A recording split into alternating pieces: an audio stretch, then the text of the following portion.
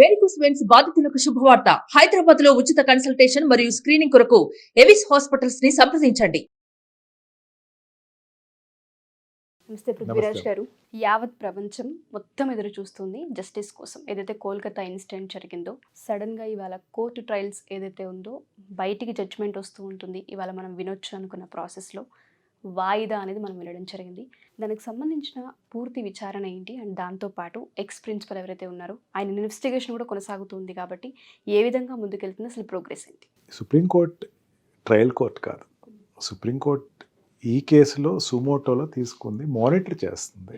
Monitoring అంటే CBI చేస్తుంది అంటే తన యొక్క స్టేట్ గవర్నమెంట్ ఉన్న ఏజెన్సీస్ పోలీస్ మీద సిట్ మీద అతనికి మంచి అభిప్రాయం లేదు కాబట్టి వాళ్ళు ఏం పురోగతి చూపించట్లేదు కాబట్టి సిబిఐకి వెస్ట్ బెంగాల్ హైకోర్టు ఇచ్చి ట్రాన్స్ఫర్ చేసిన తర్వాత దాన్ని ఏదో రకంగా నేను వెరిఫై చేసుకుంటే జనాలకు ఒక కాన్ఫిడెన్స్ ఏర్పడుతుంది అని చెప్పి సుప్రీంకోర్టు చీఫ్ జస్టిస్ గారు ఆయన నిర్ణయించుకుంటూ జరిగింది. అంతేగాని ఇది ట్రయల్ కోర్ట్ కాదు. Trial court is different.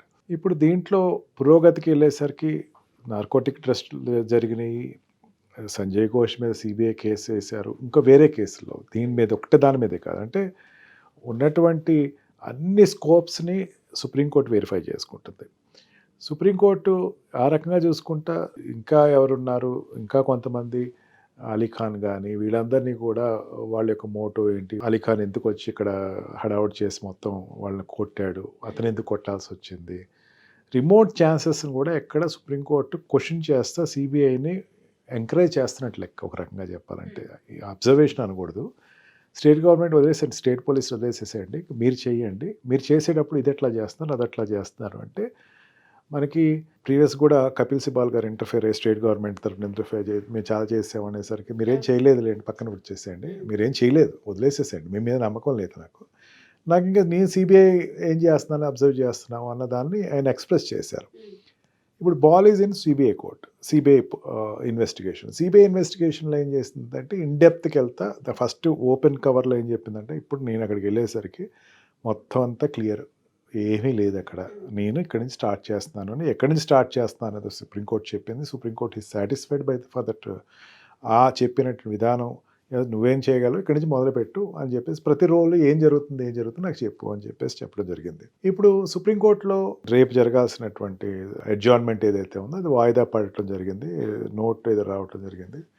ఈ చంద్రచూడ్ గారు లీవ్లో పెట్టారు. అంటే ఏమవుద్దంటే అమ్మ, ఒక బెంచ్ ఫామ్ అయిన తర్వాత, ఒక ముగ్గురు బెంచెస్ని ఫామ్ అయిన తర్వాత ఆ ముగ్గురు బెంచెస్ కలిసి కూర్చునేటప్పుడు ఏ ఒక్కళ్ళు సెలవు పెట్టడం లేదు. ఆ కేసు ఆ ముగ్గురే వినాలి, కొత్త వాళ్ళు వినటానికి లేదు. కొత్త వాళ్ళు వింటే మళ్ళీ కథ మొత్తం చెప్పాలి. ఇప్పుడు ఎవరికైనా కథ చెప్పేటప్పుడు మీ ప్రొఫెషన్లో చెప్పాలంటే ఈ ఫిలిం ప్రొఫెషన్స్లో కానీ దీంట్లో మళ్ళీ కొత్తగా ఎవరైనా వచ్చారంటే వాళ్ళు మొత్తం చెప్పాలి. అప్పుడు ఏం చేస్తారంటే అట్లాగా ఈ ముగ్గురు జడ్జెస్ ఎవరైతే ఉన్నారో వీళ్ళు ముగ్గురు కూర్చున్నప్పుడు ఈ జడ్జిలే కంటిన్యూగా వింటారు, కేసు అయ్యే వరకు వీళ్ళే వింటారు. మీరు దీంట్లో ఒకటి చూస్తే కనుక చీఫ్ జస్టిస్ సెలవు పెట్టాడు. ఎంత సీరియస్గా అడుగుతా మనం నెటిజర్స్ అనుకుంటారు అది ఈ టైంలో సెలవులు పెట్టడం ఏంటి తప్పు కదా. ఒక సెలవు ఆయన పెట్టినప్పుడు మిగతా వాళ్ళు కూడా అదే టైం సెలవులు వాడేస్తున్నారు. అంటే మళ్ళీ నెక్స్ట్ రోజు వచ్చేసరికి మళ్ళీ సెలవు పెడతామని ఇంకోళ్ళు చెప్పకుండా ఈ శుక్రవారం సెలవు పెట్టారు, శనివారం వినాయక చతుర్దశి, మీకు తెలియదే ఉంది నార్త్ ఇండియాలో వినాయక చతుర్దశికి మంచి వాళ్ళు చాలా గట్టిగా చేస్తారు పండుగ. అందుకని తర్వాత సాటర్డే సండే హాలిడేస్ వచ్చినాయి. ఆ తర్వాత డేకి మళ్ళీ అది పోస్ట్ పోన్ ఎప్పుడు అన్నది చెప్పలేదు. దీంట్లో ఎప్పుడు ఉంటే మళ్ళీ సిట్టింగ్ వీళ్ళు కూర్చుంటారో తెలీదు. అందుకని వీళ్ళు పెట్టిన టైంలో మిగతా జడ్జెస్ని కూడా సెలవు పెట్టుకునే అవకాశం వచ్చింది. అంటే మళ్ళీ రీకాన్స్టిట్యూట్ అయిన తర్వాత మళ్ళీ బెంచ్ రీకాన్స్టిట్యూట్ అంటారు. మళ్ళీ కాన్స్టిట్యూట్ అయిన తర్వాత మళ్ళీ అతను కూడా ఒకసారి మళ్ళీ ఇప్పటివరకు ఏం జరిగింది మళ్ళీ ఒకసారి చెప్పండి. మానిటరింగ్ ఈజ్ ఒక రకంగా చెప్పాలంటే ట్రయల్ కోర్ట్ కింద కాదు. ట్రయల్ కోర్ట్ అంటే రెగ్యులర్ ఈవెన్ కోర్టు ఎంతవరకు అంటే పోలీసు వాళ్ళు చేస్తున్న దాన్ని తప్పులేనా చేస్తే వాళ్ళు ఇంటర్ఫియర్ అవుతారు తప్ప పోలీస్ అనేవాళ్ళు it is an independent agency. వాళ్ళ మెథడ్ ఆఫ్ వాళ్ళ పర్వ్యూలో వాళ్ళకి ఉన్న రెగ్యులేషన్స్, వాళ్ళ చేసేటువంటి ఇన్వెస్టిగేషన్లోను ఇంట్రాగేషన్లోను వీళ్ళు ఎప్పుడు కూడా సాధారణంగా వాళ్ళు వెళ్ళి అడగరు. మొత్తం అంతా రిపోర్ట్ ఇవ్వండి, మీరు సరిగ్గా చేశారో లేదో చెప్తాను, ఒకవేళ మీరు సరిగ్గా చేయకపోతే మళ్ళీ ఆర్డర్ ఇస్తారు, మళ్ళీ చేయండి. అంతేగాని డైరెక్ట్గా వీళ్ళు మీరు ఇట్లా చేయండి అట్లా చేయండి అంటే సుప్రీంకోర్టు ఎప్పుడు ఇంటర్ఫియర్ అవుతామ్మా. పబ్లిక్కి ఒక కాన్ఫిడెన్స్ సుప్రీంకోర్టు అంటే ఈ కేసు అంత ఈజీగా తీసుకోలేదు, మేము చాలా సీరియస్గానే తీసుకున్నాను. నేను స్వయంగా దీనిలో కూర్చుని దీంట్లో జరుగుతున్నటువంటి రోజు డెవలప్మెంట్స్ అనే దాంట్లో మేము వెరిఫై చేస్తున్నాము అన్నది సుప్రీంకోర్టు చీఫ్ జస్టిస్ గారు జనాలకు ఇచ్చినటువంటి ఒక సందేశం. ఆయన ఏమి జనాలకి యాజ్ ఏ పొలిటీషియన్ ఏమి నేను తీసుకుంటున్నాను నాకు ఓటేయండి అన్న మోటివ్ లేదు. ఆయన స్పందించాడు. ఆయన స్పందించి వెంటనే దాన్ని తీసుకుంటాం జరిగింది. ఈ హాలిడేస్ అయిన తర్వాత మళ్ళీ రీఓపెన్ అయ్యే లోపల ఈ లోపల అనేకమైన చేంజెస్ జరుగుతున్నాయి. ఆ చేంజెస్ అన్నిటి కూడా సిబిఐ రౌండ్ ద క్లాక్ దాంట్లో వర్క్ చేస్తుంది. షిఫ్ట్ లేకుండా ప్రతి ఎవరో ఒకళ్ళు ఉండేటట్టు 12 మార్నింగ్ ఒకళ్ళు, ఈవినింగ్ ఆఫ్టర్ 12 ఒకళ్ళు, ప్రతి 12 అవర్స్ రివ్యూ చేసుకుంటే ఎంతవరకు వెళ్ళింది ఏంటి అనేది ప్రతిదీ వాళ్ళు వెరిఫై చేసుకుంటున్నారు. వాళ్ళకు ఉండేటువంటి స్కోప్ అన్నది చాలా తక్కువ మా సిబిఐకి. ఎందుకంటే సిబిఐ అక్కడికి వెళ్ళి సిబిఐ రావద్దు అని రాష్ట్రానికి వెళ్ళి ఇన్వెస్టిగేషన్ చేస్తుంది. రాష్ట్ర ప్రభుత్వం ఎంత డ్యామేజ్ చేయాలో ఇప్పటివరకు చేసేసింది. వీళ్ళకి ఏమాత్రం స్టేట్ గవర్నమెంట్ సపోర్ట్ ఇవ్వదు. వీళ్ళు ప్రతిదానిని ప్రతి అంశాన్ని కూలంకషంగా ఎవరైనా ఇవ్వకపోతే నువ్వు ఎందుకు ఇవ్వవు? ఇప్పుడు అలీఖాన్ కూడా అట్లాగే కదమ్మా, అతను ఎందుకు కస్టడీలో తీసుకోవాలి అని చెప్పేసి అనుకుంది. అతని ఇంట్రోగేషన్ ఎందుకు చేయాలనుకుంది. అతను ఎందుకు వచ్చాడు దీంట్లో, అతను ఎందుకు ఈ ఇన్సిడెంట్ జరిగిన తర్వాత డాక్టర్స్ మీద ఎందుకు తన కర్రపెత్తనం చూపించాడు, దాని మీద తన మీద ఇన్వెస్టిగేషన్ జరుగుతుంది, ఇంట్రోగేషన్ చేస్తున్నారు. ఇదంతా కూడా సుప్రీంకోర్టు చేస్తున్నటువంటి డ్యూటీని, పోలీస్ డ్యూటీని ఎప్పటికప్పుడు ఈరోజు ఎంత అయిందో ఒకసారి ఇవ్వండి, ఈరోజు ఎంత అయిందో ఒకసారి ఇవ్వండి అని వాయిదా అప్పుడు వెరిఫై చేస్తాం. ఒక 2 days వాయిదా వెళ్ళి మళ్ళీ మండే ట్యూస్డే మళ్ళీ కాన్స్టిట్యూట్ అయితే, బెంచ్ కాన్స్టిట్యూట్ అయితే పెద్దంత నష్టం అయితే ఇన్వెస్టిగేషన్కి జరగదు. Investigation is in very much rock. And Ghosh కూడా ఇప్పటివరకు ఏంటంటే ప్రాబ్లం ఉండేది, ఇతను అరెస్ట్ చేయట్లేదు, ఏంటో ఘోష్ని అరెస్ట్ చేయట్లేదు, ప్రిన్సిపల్ అరెస్ట్ చేయట్లేదు. కానీ ఇప్పుడు అతను అరెస్ట్ అయ్యాడు, అతను కూడా కస్టడీలో ఉన్నాడు. అతను దీంట్లో తీసుకురాకపోయినా ఇంకొక దాంట్లో తీసుకొచ్చి రిలేటెడ్ కేసెస్లో తీసుకొచ్చి అతను అరెస్ట్ చేశారు.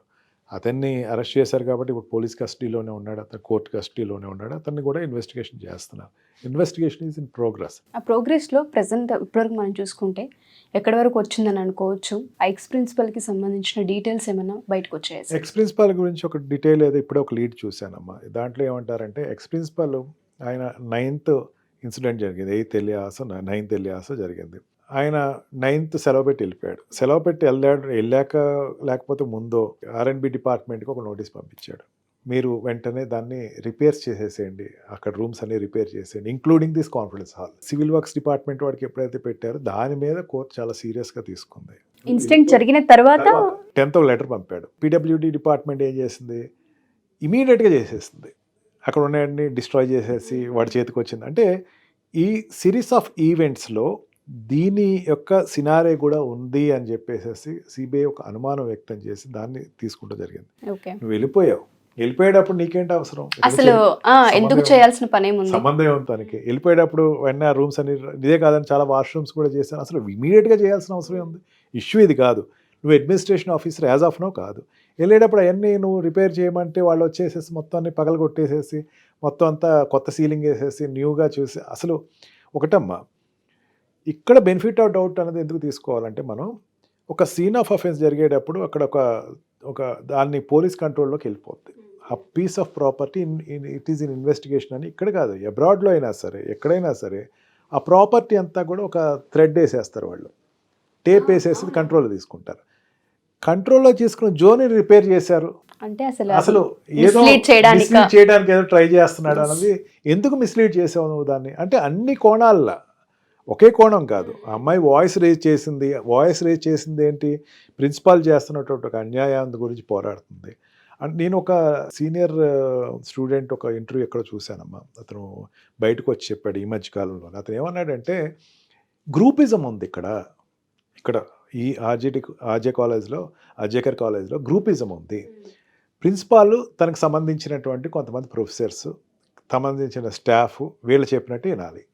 ఒకవేళ వినకపోతే కనుక చాలాసార్లు నన్నే బెదిరించారు, బయట నుంచి గుండాలు తీసుకొచ్చి నేను లేపేస్తాం అని చెప్పేసి బెదిరించారు అని చెప్పేసి ఒక అన్నోన్ వ్యక్తి ఒక ఇంటర్వ్యూ ఛానల్లో టైమ్స్లో అనుకుంటూ చూశాను నేను. దాంట్లో చాలా క్లియర్గా చెప్పాడు. అంటే ఆర్జేకర్ ప్రిన్సిపాల్ ఈజ్ ఒక పెద్ద గ్యాంగ్ లీడర్ కింద వ్యవహరించాడు ఇన్స్టెడ్ ఆఫ్ ప్రిన్సిపాల్ కింద. చాలా స్పష్టంగా అర్థమైపోతుందమ్మా. థ్రెట్ చేయటం, ఎక్కడైనా బెదిరించటం, ఎవరైనా సరే యాజమాన్యాన్ని ఈ శానిటేషన్ కానీ హాస్టల్స్ కానీ ఈ ర్యాగింగ్ గురించి కానీ ఎవరైనా అంటే కనుక ఇమీడియట్గా తన వ్యక్తులు వచ్చేసేసి వాళ్ళని చేత కొట్టేయటం, హాస్టల్ నుంచి నిర్ద్వంతంగా బయటకు నెట్టేయటం, అనేకమైన ఇన్సిడెంట్లు జరుగుతున్నాయని చెప్పేసి అతను చెప్పాడు. అంటే ప్రతి యాంగిల్లోనూ అతని మీద వచ్చినటువంటి అభియోగాలు ఏదైనా చూస్తే, తర్వాత ఇప్పుడు నిన్న సిబిఐ తీసుకున్నటువంటి ఒక లీడ్, అతను ఇంత స్కామ్ చేశాడు, దీంట్లో ఇద్దరే టెండర్స్, ఇద్దరే కంపెనీస్కి టెండర్స్ రిపీటెడ్గా ఇస్తున్నాడు దేనికైనా సరే, సూదులు కొనటం కానీ లేకపోతే ఆపరేషన్ ఎక్విప్మెంట్స్ కొనటం కానీ ఏదైనా సరే 2 కంపెనీలకే ఇస్తున్నాడు, దాని నుంచి 30% షేర్ అతనికి వస్తుంది అని చెప్పేసి. అట్లాగే అతను అలీఖాన్ని మళ్ళీ ఎక్కడికో పంపించి దీనికోసం మళ్ళీ అక్కడి నుంచి రప్పించాడు. అప్పుడున్నటువంటి సెక్యూరిటీ చీఫ్ క్వశ్చన్ చేసినా సరే వినిపించుకోలేదు.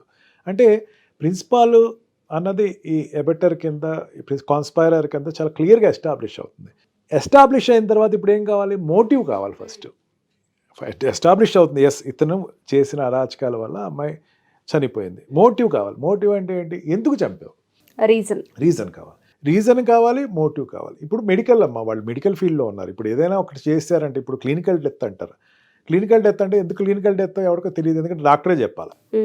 క్లినికల్ డెత్ అంటే అంటారు. క్లినికల్ డెత్ అంటే వాడు ఏదో మాస్క్ తీసేయటం లేకపోతే ఒక ఇంజెక్షన్ ఇచ్చేసేస్తూ చనిపోతాడు, కోమాలో ఉన్నవాడికి క్లినికల్ డెత్ చెప్పేసేయండి మీరని అందరితో సంతకాలు తీసుకుంటారు, మాస్క్ తీసుకొస్తారు. Doctor is a judge.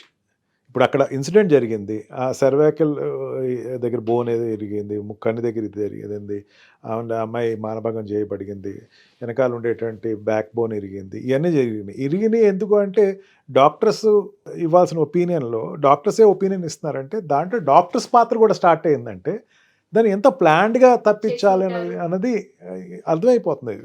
సాధారణమైన ప్రజలకు ఈజీగా అర్థమైపోతుంది. ఇది నమ్మద్దు ఏంటంటే నిజంగా ఇటువంటి వ్యక్తులు ఖచ్చితంగా ఈ ఉండేటువంటి వెనకాల వెబ్ని అందరినీ తీసుకొచ్చి ప్రతి ఒక్కడికి మరణశిక్ష ఇస్తేనే కానీ దీంట్లో ఉండే వాళ్ళకి ఎవరు సాటిస్ఫైడ్ అట్లేరు. నిన్న కూడా రాత్రి వాళ్ళ యొక్క నిరసనలు తెలియజేశారు. నిన్న కలకత్తాలో వాళ్ళు కూడా నిరసనలు తెలియజేశారు. అది సీరియల్గా జరుగుతున్నటువంటి, అంటే జనాలు ఇంకా సాటిస్ఫై అవ్వలేదమ్మా. ఆవిడ ఏదో బిల్ తీసుకొచ్చిందంటే నోబడీ సాటిస్ఫైడ్. వాళ్ళకి కావాల్సిన జస్టిస్ ఏం జస్టిస్ ఇస్తారు? చాలా సీరియస్గా సుప్రీంకోర్టు మాత్రం ఈ రోల్ తీసుకునేటప్పుడు కోర్స్ వాళ్ళు పర్సనల్ లీవ్స్ ఏమైనా తీసుకుని ఉండొచ్చేమో కానీ మళ్ళీ రీకాన్స్టిట్యూట్ అవుద్ది. సిబిఐ మాత్రం రోజుకు ఒక న్యూస్ వస్తుంది. అంటే సిబిఐ ఎంత వర్క్ చేస్తే ఒక మూవ్ వస్తుంది. ఖచ్చితంగా అతి త్వరలో మనకి చాలా మంచి దాని గురించి డెవలప్మెంట్ అని తెలుస్తుంది. దోషులనే వాళ్ళందరూ బయటకు వస్తారు. ఖచ్చితంగా వాళ్ళకి తర్వాత శిక్షలు పడతాయి. I got confidence on it. Eagerly waiting sir. మీరు అన్నట్టుగా డెవలప్మెంట్ ఏదైతే ఉందో జస్టిస్ వైపుగా వెళ్ళాలని, అది అతి త్వరగా జరగాలని, ఆ కోల్కతా ఇన్సిడెంట్, ఆ డాక్టర్ కేసుకి సంబంధించి సత్వర న్యాయం జరగాలని కోరుకుందాం. థ్యాంక్ యూ పృథ్వీరాజ్ గారు. Thank you so much.